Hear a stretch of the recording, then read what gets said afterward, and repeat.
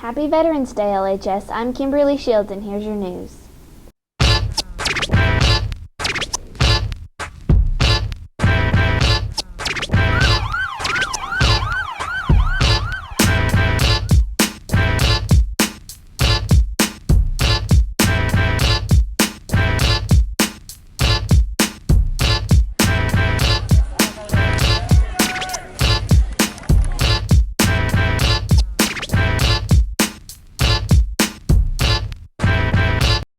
The Tennessee Emergency Management Agency, or TEMA, issued a Level 3 state of emergency due to the drought, wildfire impacts, and continued threat in the state.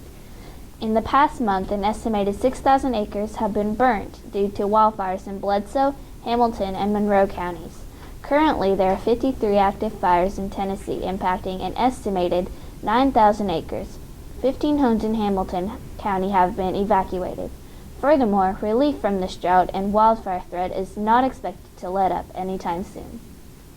Thousands of Donald Trump protesters took to the streets for the third night of demonstrations in several cities. In an anti-Trump rally in Portland, Oregon, protesters confronted police Thursday night. What started out as a peaceful march is now a violent outrage. Police told news crews that objects were thrown at the police officers, local businesses were vandalized, and cars were damaged. According to police records, at least 26 protesters were arrested. Protests and marches continue in other U.S. cities, including Los Angeles, Philadelphia, Denver, and Baltimore. Upcoming President Donald Trump did the unimaginable yesterday.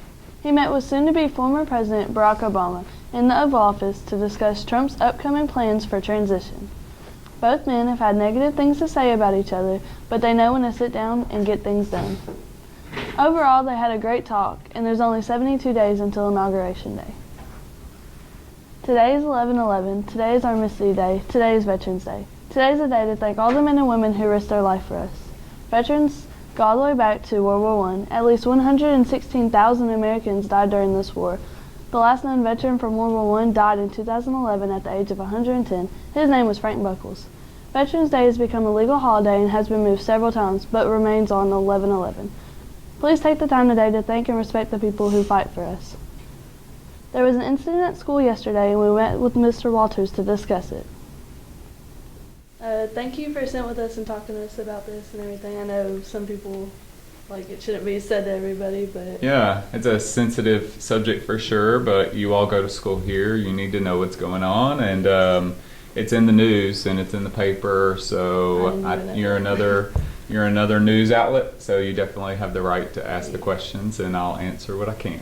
All right, so what all happened, in general? And this was pretty much shared, I think, on the news. The bus driver was suspicious of there being drugs on her bus, and so she called for an administrator in the SRO to come check the bus out. And while they were searching the bus, they came across the gun, the firearm, in a backpack.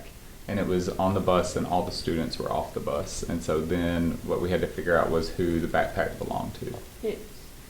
Why did they suspect that there were drugs on the bus? There was a smell. So it may be that some students were doing something before they ever got on the bus, and that smell got on their clothes.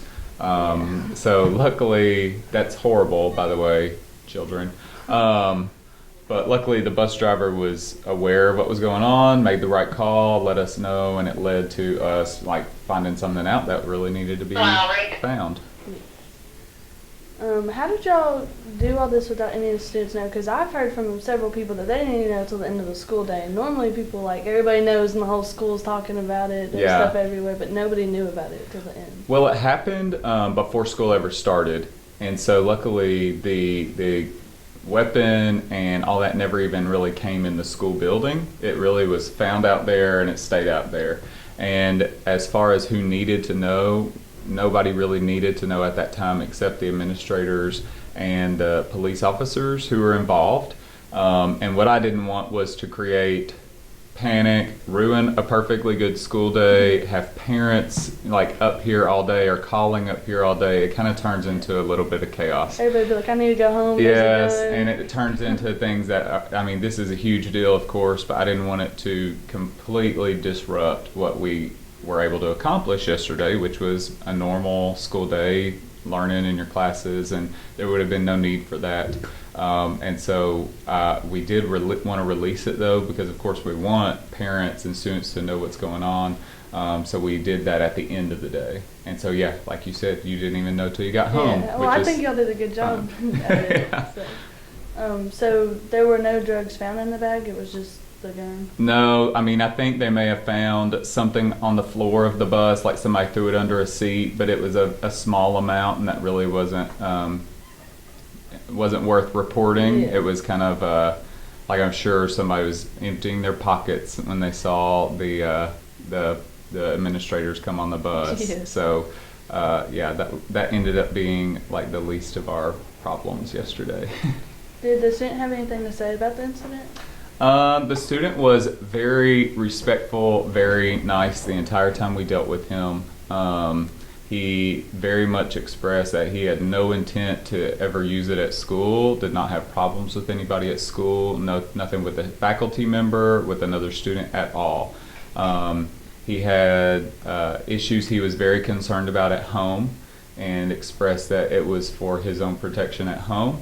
And he just made a mistake by bringing that to school, and I hate that for him. And it makes me feel better that we're not didn't have to worry about that becoming an issue at school. But at the same time, it's scary, Yeah. and it's sad, and it's one more weapon. I know that the way that the SROs and the other like detectives thought of it as one more weapon off the streets or out of the hands of a child.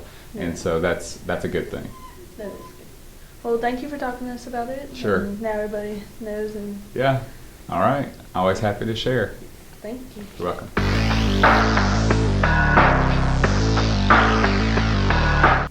Hey LHS, it's Dylan here with your sports. Last night, Dwayne Wade returned home to South Beach, Miami, but for the first time in his career, he was on the other team. Wade scored 13 points to lead the Wolves to victory over the Heat. The score was 98-95. After the game, Wade got a standing ovation from the crowd, and he said it was one of the weirdest games he had ever played in.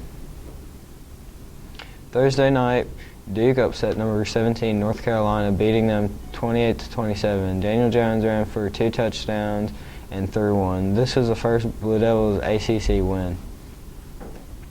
Ravens last night earned their spot in the AFC North, even though they don't look much like a playoff team.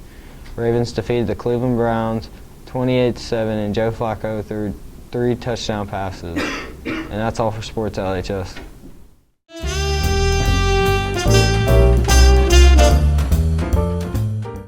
Hey, I'm Devin. This is your weather. Throughout the week, there's going to be a slight change on the highest and lowest.